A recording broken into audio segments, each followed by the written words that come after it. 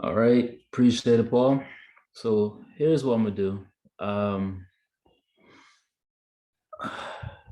gonna I'm gonna pick a pair. I'm gonna have y'all decide what pair I should pick, unless it doesn't really matter to you all. Any suggestions? US 30 or Nas, please. That's what I was going to say. Thank you, Leslie. Let's go with the Nas. Okay. All right, so I got my chart already marked up. Should I go and erase it and then kind of go step by step what I do, right? Yes, sir. That'll probably be wise, right? So let me erase everything. All right. So typically when my week is already started, I will go ahead and go to the higher time frame, such as the daily time frame, and just look at the current trend, right? And we see that we are in a huge uptrend, right? I mean, just by the way that is lining up. Let me see if I can mark it up.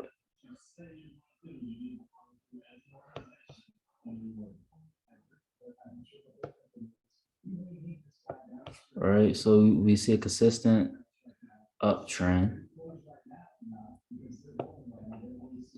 So that gives us a big idea or big picture of an idea of what the market is going, ultimately going in, right? Going to uptrend. So once I do that, figure that out, erase that line, I start to mark up my daily trend line or horizontal line.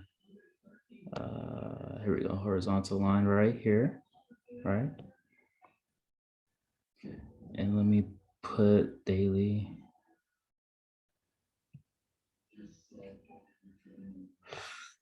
All right, daily, I'll use that for my green line. I was gonna say, do you have different colors for different time frames? That way you don't have to go, ahead and put in D for daily and all that. But if you have different colors that might be a little easier. Absolutely. That's what you're already doing, Oh yeah, absolutely. So for like daily, I'll use the green typically, and then I'll show you the other colors for the other time frames. And then let me put another daily line at the bottom. Here we go. So yeah, that's a good measuring stick for my daily lines, right? And then when I reduce my time frame from daily to an hour, I'll do the same thing, right? Mark my next line as a hour time frame. So that way it just give me some type of measurement of, okay, if it hits that zone or that period, I know where we lie and things of that nature.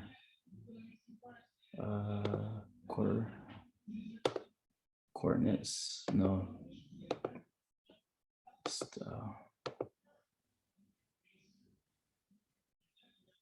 Oh, hold on.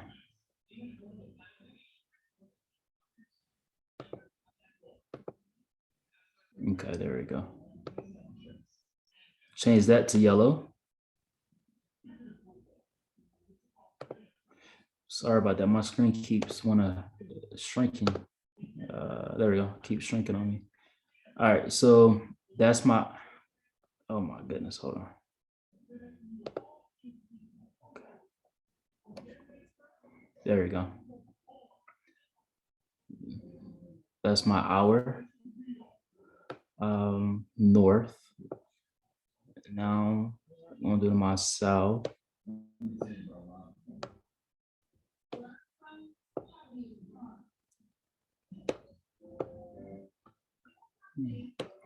And this thing, it also when it just keeps going and going and going. But You want to find good, consistent label. So right here, we put this as my hour time frame. How do you judge how far back you want to set your hourly time, your hourly zones? For me personally, I mean, it's different for everybody, but I like to set it not too far, but just enough where I can still see it in the picture if I was to scroll back just far enough. So like we're right here, right? And let me put this on like a standard. Okay. So standard view, we're right here. So if I was to scroll back and just to see, okay, boom, my hourly zone is right there, still in the picture. So for me, I just want to make sure I see it in the picture, because if I keep going further back and it keeps going down to the point where it's out the picture, well, that's fine and dandy. But with me personally, I just like to see it. So that way, if in the near future, whatever, if it ever hits that zone, okay, I know I need to make some adjustments. And even if it hits my top zone, my hourly top zone, I'll make the adjustment and move my hourly time zone up, and then move my daily time zone up also. So like I said, I want to go back, probably just one big scroll back for my hour time frame. And or you could do, several scroll backs. So like here's August time frame, September time frame. That's a good time frame for that hour, right? Oh, okay. So with me, not too far, just enough, just right.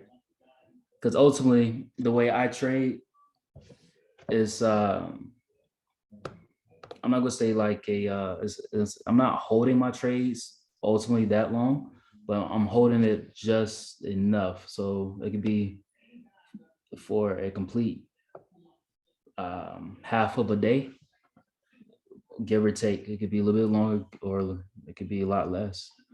So I don't know if that's swing trading or what, but that's the way I do it.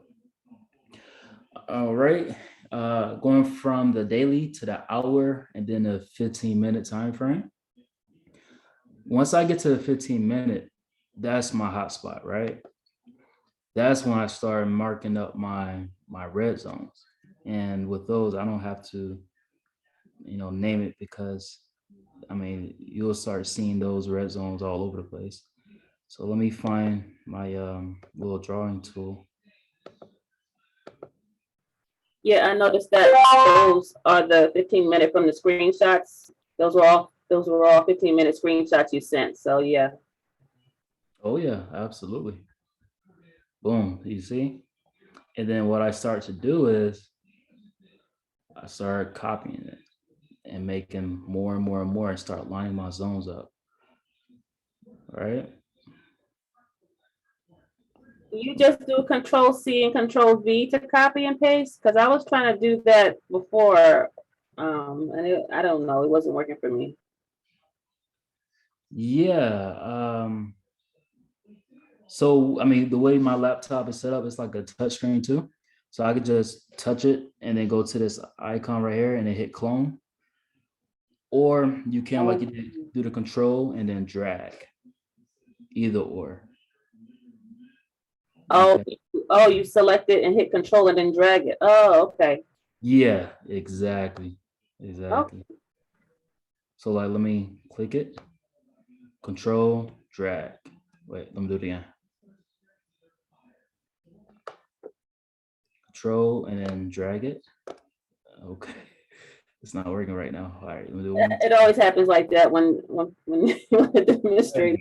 time. There you go. All right. All right. So let me start to mark up my zone. So I make on picture. So I go back a little bit, right? Um, you start to see from one zone to the next a pattern of your zones being hit. So that's all you want to do. You want to find just like consistent hitting pattern, right? Let me see. So for example, from this top one, all right. So, oh goodness, hold on. It's shrinking while I'm trying to adjust it. All right. So the top zone, you'll see that it may not hit exactly. Well, it hit this point right here exactly. It hit, it'll just keep going back. I mean, even up here, I could mark up my zone because that's very important. I mean, when you see, hold on, boom. Yeah, when you see that you can mark up some zones, ultimately, when you do that, you have an idea of, okay, maybe price action will go back to that same area, right? Right. I'm following you. And then let me hit up another zone up here. And I mean, you will never be perfect, but just hitting where you see it's hitting your zone multiple times. So like, for example, up here, this zone here, one, it hit this multiple times right here and hit it over here as well, especially this point right here. And then you want to mark these up also. So try not to like leave any area unzoned if you can mark it up,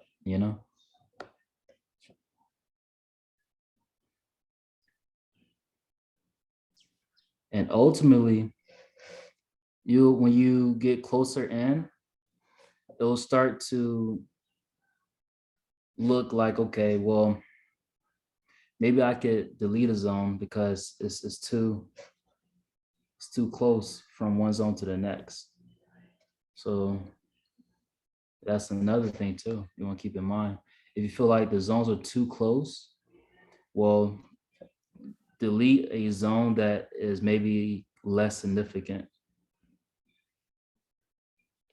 So that way you could, when you start making your trades from one zone to the next zone, you could get a decent amount of pips between the two. So like, for example, if I did a trade from this zone to this zone, wait, is that 500? Oh, that's 50 pips. Okay. So yeah, so that like right there, that's 50 pips, right? Yeah, you're right. And then That's correct. Yeah, Nas. Well, 500 pips in Nas, but that could be 50. Yeah, that's correct. is it 500 or 50? Which one? I want to say when you get 10 points, that's 100 pips in Nas. So if that's 500 points, yeah, that's 50 pips. Yep. That's 50. Okay. Because 100, because 10 pips is 100 pips in Nas. Yeah. So that's 50. Correct. No. Okay. Yep. Yeah, and that's another thing too. Like as I mentioned before, that's something I have to study with Nas and the US 30, as far as how the pips work in regards to how many, if you was to get, what does they equate to? I'm not totally there yet. Yeah, Cuzzo explained that in the last training. Okay, good. He can explain it more next time or next Sunday. Okay. If you start getting on, once you're able to start getting on our, because we try to have training every 4 o'clock on Sunday. If you're able to make that, he'll explain that more. But if not, I'm gonna try to record it more as well. But Man, that'll definitely work. Appreciate it. All right, so I'm gonna go and kind of go through these other zones. Well, yeah, areas, so that way I can mark it up for my zone. And that way I kind of get a picture of what I'm looking at. Alrighty. I'll go back. Hold on. So let me just ask you real quick. If you see that it's a major, mainly an uptrend from the daily or the 4 hour, are you only going to take buys, or you going to see how it's moving between zones to determine whether you're going to take buys or sells? So ultimately, I look okay as a real recent, ever since maybe about a month or so ago, when I actually learned what mitigation was. I would just look for zone to zone until that point where I learn what mitigation and how that works. And so if I see this, hold on, let me get like a little marking area. Hold on. So like right here, right? You see this long mitigation on upswing. Well, and correct me if I'm explaining this wrong, Paul, but ultimately when you see an upswing, it has to fill in the void at some point in time, whether it does it right here or later. It has to Correct. fill it in. Correct, because that's exactly what it did. When you even look in the past there, you can see just where Chris just circled, price went into a very huge uptrend and it caused a huge amount of imbalance. So you saw eventually when price was overbought, they sold that all the way down and they filled in pretty much 100% of it, really. So Yeah. correct. So sometimes, I mean, if I don't see a clear cut zone to zone type trade where I know, well, I don't know anything, but if I, based off my analysis, if I see that, okay, it's not on the upswing or on a clear downswing, I'll just sit and wait until I see a big push up in the market or push down in the market where I pretty much know that it has to fill in that void at some point in time. And when I start seeing some type of trend on the upswing from a downswing of a mitigation, that's when I jump into the trade at my zone. It'll tell me. So like let me finish marking this up so that way I give you like a little better example, you know?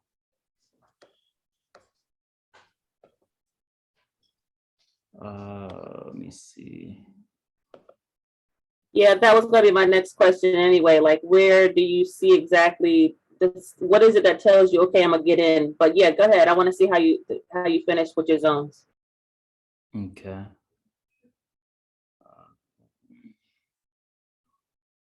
Mark that up right there. And like, and tell me like if you don't see a consistency in the zone where I'm putting my zones at, let me know. But like for example, the reason why I put this zone right here is because not only it hits right here, but it starts to, kind of sit right there, sit right there, sit right here. So like you start to see a consistency, right? Yeah, that's a major one, definitely. Yeah. So it may not like right this one. Let me get closer. It may not. Okay, so it is that close to touching it. So basically, like it's in that zone area. So you see consistency pattern throughout your chart, and that's all you're looking for. You're just looking for a consistency where it's hitting in the past, because that will kind of give you an idea what to look for in the future, so to speak.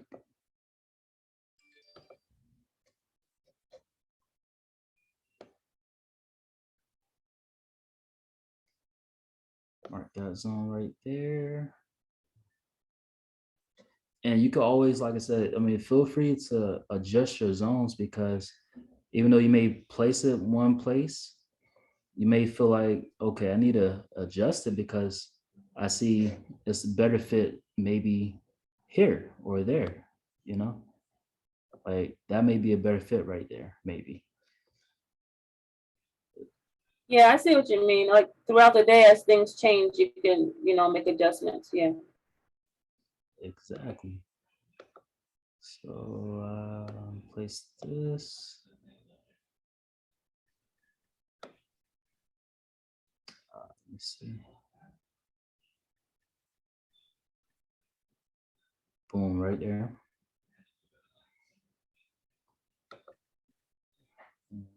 place my next zone.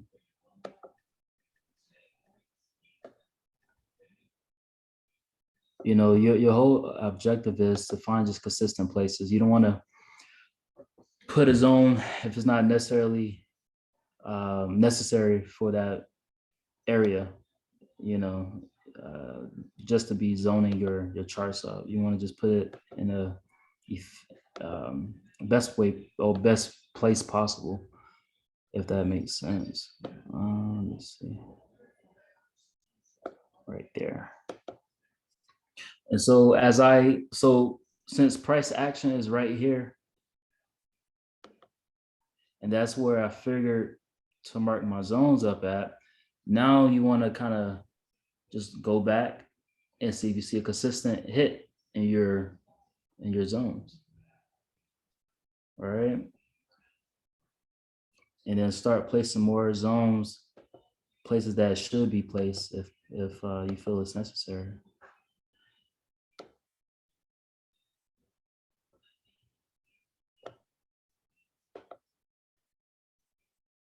Okay. Just kind of go back a little bit. You don't have to go back too far, but just enough. Okay. So like, do you see another area where I can mark my zone up at? Because I see one. Yeah, I see it. Okay. Yeah. Yeah. Yeah. Right here, right? Yep. Yeah, that's what I was thinking too. Yep. Exactly. So I'm gonna do that. And then, oh, perfect. It kind of hit it hit it right on the head. Like I didn't even, when I hit clone, the clone hit that area perfectly, so to speak. Or you can make some adjustments, kind of get it just a little bit more right.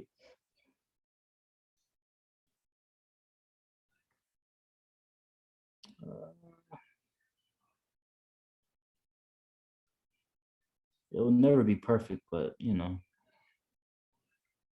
All right. So and with this area here, I mean, I don't have to really worry about it, but since it's here, I'll go ahead and mark it up.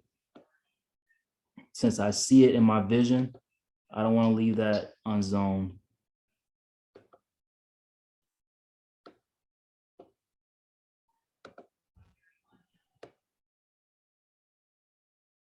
All right here.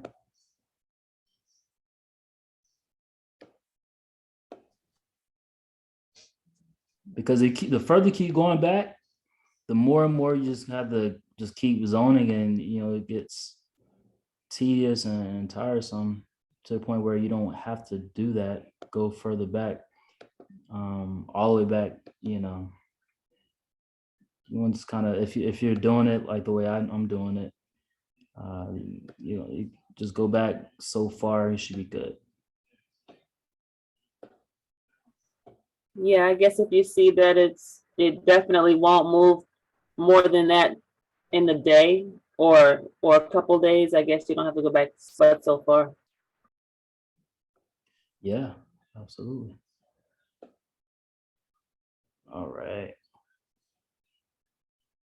Okay. And even with this, like, I could zone it right here if I wanted to. Yeah, I'm gonna zone it right there.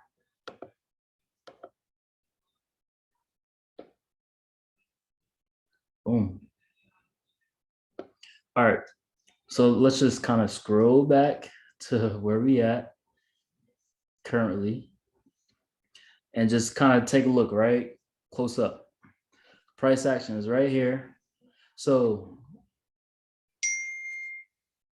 it's been a while since price has been in this zone. It's been since what day is that? December 6th? Not too far. Just last week or last 2 weeks ago, whatever. So okay, so the way that I look at it is okay, just give this some time to play out and see where it goes. If it hits here, okay, be patient, and then see if it starts to go back down on downtrend. And at some point, I'm gonna hop in the trade when I see, okay, it hits this zone, but it wants to come back down, maybe to this point again. Well, I'm gonna look for a point in the trade to place my pending order or to hop in the trade. So like for instance, right after it hits this zone and you start to see it teetering back down. So let me actually draw that out for you all. Okay. So you see it going up and goes in here. And then it just kind of played around and then ultimately try to come back down, right? It's trying to find another zone to get to. Well, for this candle here, okay, I may want to take the trade when is at this point right here, coming down. Let me place a line there so you can kind of see what I'm talking about. Why would you favor that it's going to take a that you're going to take a sell at that between those two zones? What tells you to take the sell instead of after it getting to the top part of the zone that it's going to buy? Because you're looking at it's a greater possibility of the sell. That's what you're looking at. Yeah. When I trade from zone to zone, I try to look for, because the whole thing is I don't want to be too late when I make the trade. So that's why sometimes I just place a pending order, because you never know where this thing is really going to go exactly. And so when I see that it's playing around, it's not telling us one way or another if it's trying to go to the next zone or go back down. Well, I'll allow the market to come to me, right? So when it comes to me, this is my area where I want it to come for me to take a sell. Because I'm trading zone to zone. So when I do that, I'm only holding a trade until it gets to this zone. I'm not really trying to hold it further unless I'm watching it and I see, okay, it does hit the zone. Let me kind of rearrange my take profit and put my trailing stop loss. So at that point, then yeah, I'll probably go back and see if it goes to the next zone on down. But if it's not maybe like a clear cut thing, I don't want to lose the profit that it's giving me, right? So that's why I said just allow the trade to come to you. I feel like right here at this tipping point, whenever it hits that area, I feel like I won't be too late in the trade. Because if I get more so in the middle, I feel like, okay, it's in the middle. I'm kind of late to the trade. And you never know, this thing may hit your area that you're targeting and then go right back on up. So you never know what the market is going to do at that particular time, unless it's like clear cut obvious or whatever, but you never really know. Yeah, exactly. And then like for me, I don't know, I think at what I'm looking at, that big candle, right before all, those were 1, 2, 3, 4, the fourth candle. Yeah, that one, that big candle back out. My thinking is like, okay, there's mitigation there. Or, like you're saying, it could go either way. So that's like, I would probably, and a lot of times, I hate to say it, but I'm wrong. And everybody else is like seeing the right thing. And so it's like, but It gets frustrating, right? Yeah, exactly. Yeah, absolutely. Now, when you're looking at mitigation, um, now I try to look at a huge mitigation area. Like with this, I wouldn't consider this a long mitigation because it's based on one candle. And I mean, that in itself may be mitigation. I don't know. Maybe Paul is best to answer that. Yeah, it's mitigation. Yeah. Okay. Any time when you see an imbalanced candle like that, it's mitigation. Anytime. Okay, And good. they're going to try to fill 50% of that, whether it's either right away or eventually. Because anytime when a candle forms that, just picture the banks losing money. So even though, like for example, like here, I mean, when the banks sold this, they were making money, but there was still some buy orders that didn't get filled, like this here. So, Mhm. you buy in and then all of a sudden it forms a evening star and it shoots down. The banks are in the negative on this buy, Mm. even though they're profiting on this sell. So because of that, they had to eventually mitigate at least, um, at least half of this area. Okay. Now, Chris, I'm not questioning whether you're right or wrong. Because you could be completely right too, because look how many times it came down there. It might come down again once, a couple more times. So, that's what I'm just saying. I get a little confused, at certain points like that. Could you zoom out your screen real quick, Chris? Mhm. A little bit more, yeah. I try to look for the long mitigations, like right here. The long mitigations are key, Yeah. and um, to really kind of understand where price is at, I probably would have to see the RSI, because price could be oversold here, or it couldn't. That kind of really will determine what next mitigation or next imbalance they want to fill as well. Just because of understanding market structure. That's why I use the RSI a lot. Yeah, and typically, like on my MetaTrader on my phone, I pay attention to RSI, and sometimes I have it up right here. I took it off for this chart, but like with the RSI, you kind of get an idea of where is that as well and how price is moving.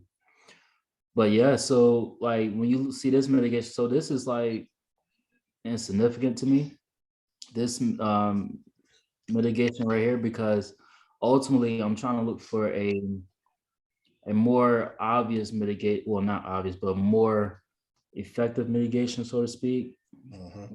This is so effective right here that this order at some point in time has to fill in, like you said, at least halfway, if not more. Right. So And try to focus on the smaller ones. Try to look, widen up your chart and look for the bigger mitigations on a 15 time frame, and or whatever time frame you're looking at. can I But jump in and say something as well? yeah. Um, and that's the reason why, like, if you zoom in just a little bit, just once, just like you're gonna hit the zoom in button once. That's perfect, yeah. So that way I can see it. Yeah. And the reason why I solely believe there's a possibility they could be bringing this up, because they could bring this up down here and then maybe pull it back. But ultimately, they're going to have to bring it up, because number one, this is a swing low and it broke all this structure here. So that's an indication that it's going to actually swing back up once you learn institutional trading. But also, you look at this, right? Look at all this imbalance that they actually created here. Now they mitigated 50% up here. So when it went down, they came back up and got that. But they still got all this imbalance they got to make up for it. So eventually they're going to drive price up, because this has to be filled. There's no sign of current price coming back up to mitigate these areas and then sell down. They haven't done that yet. So they're going to have to do that to make up for all the open buy orders that didn't get closed. They did it here because there was a buy that didn't get closed before and they mitigated here, but there's still buys up here. So eventually what I'll be looking for is, I would say eventually they're going to have to buy it up in order to push it up. Do you mind pulling up the RSI real quick? I just want to see something real quick. Then I'm going to hand it back to you. Yeah, absolutely. Where is it I at? think you probably have to go to the indicator section. Yeah. Actually, I think it's right here. We're looking for the relative strength index. Just tap that if you don't mind. Oops. Oh, so you already had it up. Okay. Yeah, my bad. Let me delete one. Delete two. There we go. Now, RSI kind of makes it look like it's in the uptrend already because it looked like it reversed down to here. But I wouldn't be surprised if they did, going to this RSI, I wouldn't be surprised if they did decide to drop price down lower. Do you mind if I take control of your remote just real quick? Yeah, go ahead.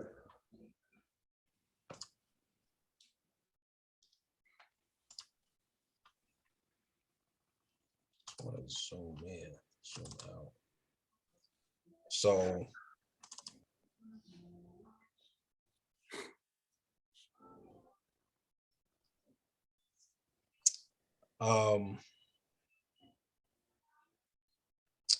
broke that swing low and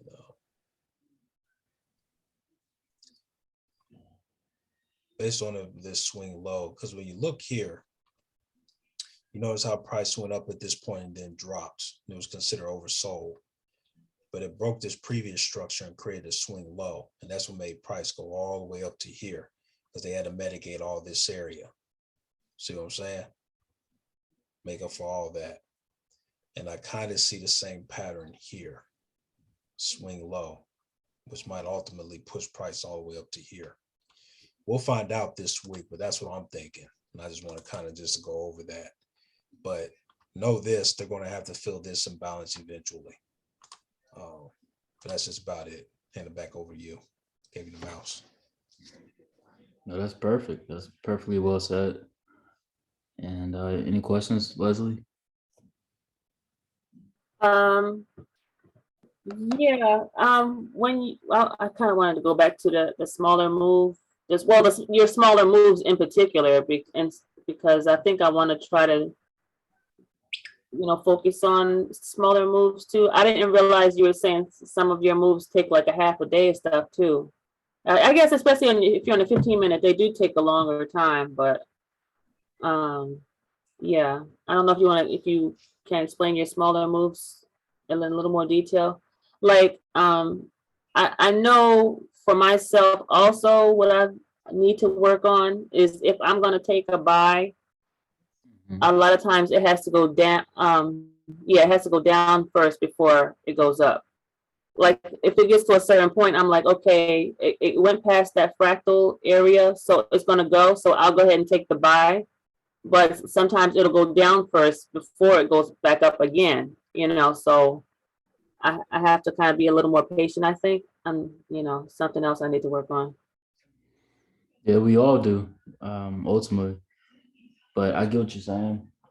And I just think ultimately when you allow the trade to come to you, you're not going to, you're not going to hit on all your trades, of course, but you have a good chance of allowing it to play out in your favor if you allow the trade to come to you. So for instance, right, as I mentioned, it price goes back to the zone. It could break the zone, go further down.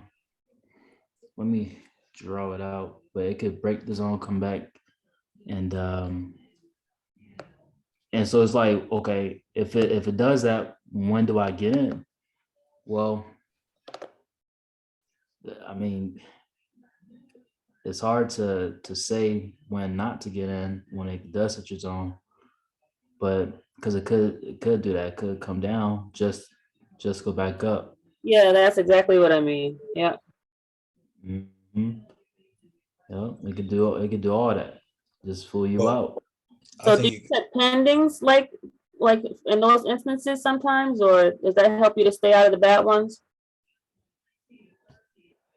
Well, at that point, I mean, like, let's just say that you feel like, okay, I'm gonna allow this trade to hit the zone. I don't know if I want it to go, if I want to take the buy just yet. Well, you gotta look for some type of indication where you feel like, okay, I could get in now. So with me, what I like to do is just look at previous candles and see, okay, if it touches like this green counter, right?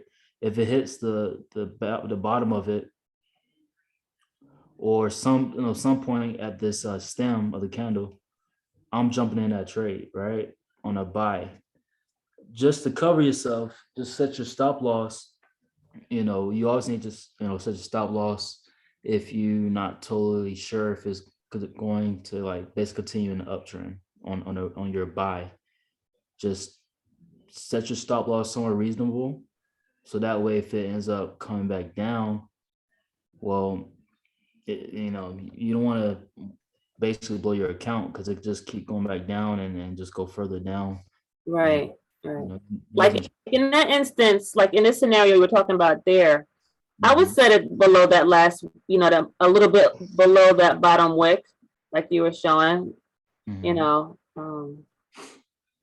that bottom wick to the left. Yeah, I would set it, or even below that. But I don't know if that's going to be too much of a stop loss, or, well, I guess it depends on the account size too. Yeah, I mean, if your account size is pretty big, of course you can set your stop loss a little bit further because you're dealing with more capital and it could kind of hold. Because Now, you don't want to set it. Oh, go ahead, Paul. no, go ahead, finish what you were going to say, Chris, and I'll kind of jump in a little bit. Go ahead. Well, I was gonna say you don't want to set it like too short to the point where it hits it, but then it goes right back in your favor, but you already got stopped out. If you're Right. dealing with larger capital, you could kind of give yourself more of a wiggle room and just kind of go from there. Yeah, I agree with that. Yeah. What were you gonna say, Paul? What I was going to say, Chris, if you could zoom in a little bit. Okay. Oh man, hold on. I'm sorry. Scribble. If you can kind of, and what I'm kind of paying attention to, because I agree with you guys, they could maybe bring it down a little bit further here, but this looked like a liquidity point here to me. Because when you look at price, how they grab a lot of liquidity off of this zone, right? And off of this structure.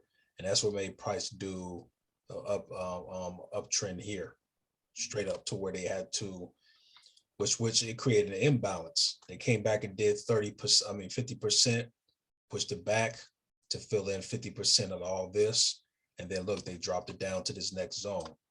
So I wouldn't be surprised, and especially with this strong wick here, I wouldn't be surprised if they bring price down to kind of mess with this area, grab liquidity before it eventually starts to bust wide open, bust up.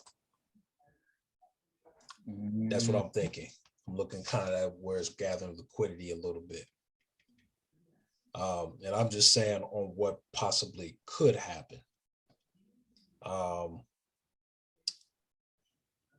So that's what I'm thinking.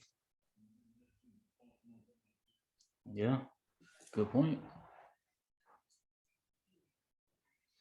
So yeah, I'm just watching.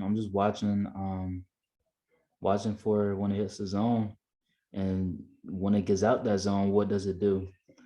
Does it continue to go down, or does it get out, just go back in, and just go to the next zone? Some So I'm not sure if you said specifically for this scenario, but I'm sorry, I didn't mean to cut you off. you good. Um, so if it say it does go in the direction you want it to go, where would your stop loss be? Okay, so let's just say I want it to be a buy, right? Buy. No, I'm sorry. Let's do a sell. Let's stay in the zone and do a sell to this zone right here. Okay.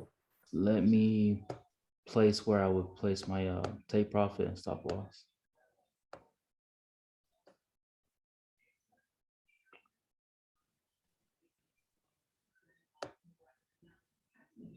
So I will wait for it to hit this area to come in so that we can start taking the trade. As far as my stop loss, let me adjust that. I don't want it to go to the next zone, go right outside of it, right? Okay. So that way you're not, this is your risk to reward scenario for you, right? Yes. Mhm. Yeah, if one thing I learned from Alex is when you're using your risk to reward, that could determine your stop loss as well. Because if your risk to reward comes to at least one, the more likely your stop loss is matching your profit as well, or at least your first take profit, and you can kind of gauge it that way. That would probably help me a lot because I never use this tool. I always see everybody use it and it makes sense, but I never use it. I have to start using this really. I started using it because of Alex when he taught me early this year. He was using like crazy, and I'm like, dude, how you using that? And he was talking about risk to reward, this and that. Like, Yeah, man, I keep on hearing that. So when he started showing me and I started practicing it, I'm like, okay. it really makes it. It really is helpful when you understand what it's doing. Yeah. Yep. And look where the price is at right now. So it hit that zone already, right? Yep. So if Right. I have my pin in order for a sell stop, well, all I need for it to do is just come right here, and then boom, be in the trade, and then Yep. allow it to play out. I mean, And have it if close it, below too. Yep. yeah, like if it gets into that zone, I mean that area of my sell, perfect, and just allow it to play out. And you don't want to be afraid because if it goes up, well, either it's going to hit your stop loss, which sucks, or it's going to come back down. It's going to play around and come back down and go to the next zone. So another thing too I started doing is kind of pinpointing my entry. So go to the 5 minute, and once again, it hits that. Do you see how it hit that zone? Yes, I see it. No, that's like perfect, like for it to hit it. So just kind of give it time. Go and place your order if you want to, pinning order. So I would have placed my sell stop and it would have activated already because it already hit that area, Yeah, I see that. Uh-huh. and then just allow it to do what it's supposed to do, run its course. So either it's gonna play around, go back up here, at least what hit my stop loss, and it may very well hit it. That's why I kind of put it outside this zone just to kind of give me a little bit cushion, but not too much because ultimately, if it hits this zone, you don't know if it's going to hit it just to go outside of it just a little bit, just go right back down. You don't really know, but you don't want to lose just in case it don't. Like, let's just say you didn't put a stop loss and it does break the zone just to keep going up. Right. Now it's like, okay, now I'm panicking because Right. I didn't put my stop loss. Either my count is significantly in the negative, or I mean, like losing money, or I already blew my account, or whatever the case may be. It's not good, you know. Had you put your stop loss, well, it would have been a hit, but you could survive if you do it accordingly. You know, that's my stop loss. I could handle if I have the capital for Nas. I would I would like to think I can handle this stop loss in my account. If I'm not able to handle it, you don't want to put that big of a stop loss. You want to put something that you feel comfortable where if you was to lose it, you know, you can kind of live with it and move on to, you know, to a better day. Yeah. I'm not sure if you guys, you said, I'm not, you don't use MT4 on your computer, but when you set a stop loss on the computer and you put your cursor on the stop loss line, it'll tell you how many pips exactly and how much money exactly you would lose. So I don't That's know if pretty, it does that on here or not. no, I was gonna say that's pretty significant. I like that. Yeah, that's very helpful too. The reason why I don't use the MetaTrader on my, you know, to mark up my charts, I just don't like the way it looks and feel. The trading view, I'm so adapt. It's like either you're an iPhone or Android type of person, and because you're so used to the feel and the way the thing operates, I like the way that TradingView operates and how it feels and looks. You know what I mean? Yeah, I'm definitely gonna start doing more detailed markups on TradingView because it definitely does have a lot of good tools. But I'm just saying, if you were to set a trade on even on your phone and you go onto MT4 to look at it, and you just wanted to see how much you would lose or how much you would win for your stop loss and take profit, it tells you specifically the pips and the amount in money. So that's what I mean. Good point.